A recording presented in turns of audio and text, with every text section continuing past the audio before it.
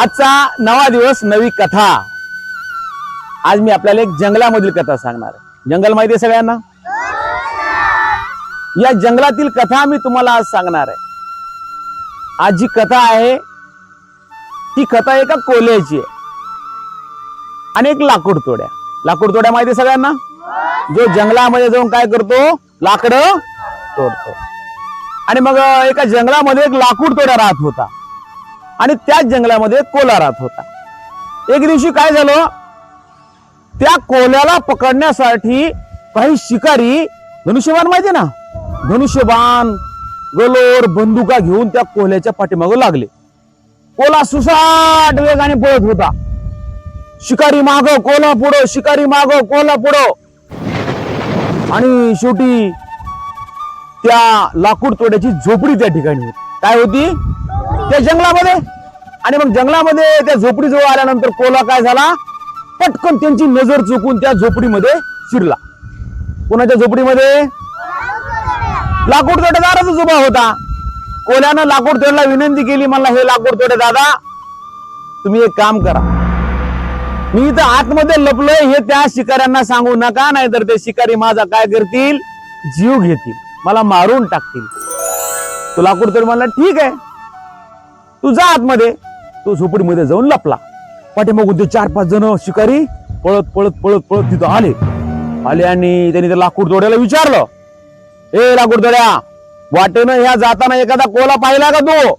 तो म्हणे नाही, मी नाही पाहिला एखादा कोल्हा जाताना। पण म्हणताना त्याने काय केलं, तो म्हणा नाही इकडं कोल्हा नाही आला, इकडं। आणि बोटानं काय केलं, त्यानं खुणवलं, इकडं कोल्हा नाही आला। आणि बोटानं काय केलं, इशारा केला की कोल्हा कुठे, आतमध्ये।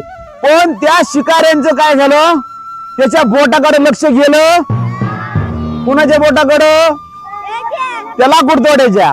आणि ही आतून सगळं कोल्हा पाहत होता की हे तोंडानं त्यांना नाही म्हणतोय, पण बोटानं काय करतोय। ते शिकारी निघून गेले, त्यांनी पाहिलंच नाही त्या लाकूड तोड्याच्या बोटाकडं। आणि मग कोल्हा झोपडीतून बाहेर आला आणि सरळ निघून चालला।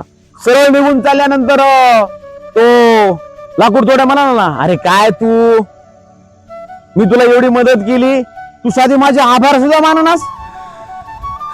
त्यावर ते कोल्हा म्हणला, अहो लाकूड तोडे दादा, तुमच्या जिभेसारखी तुमची बोट जर खरं बोलली असती ना तर मी तुमचे आभार मानले असते। पण तुमच्या ओठात वेगळं होतं आणि पोटामध्ये वेगळं होतं, म्हणून मी तुमचे आभार मानणार। कोल्ह्याचं चुकलं का बरोबर आहे रे? का नाही आभार मानले त्यांनी? हा, मग या गोष्टीवरून काय बोध घ्यायचा रे? कोण सांगतंय? हा सांग।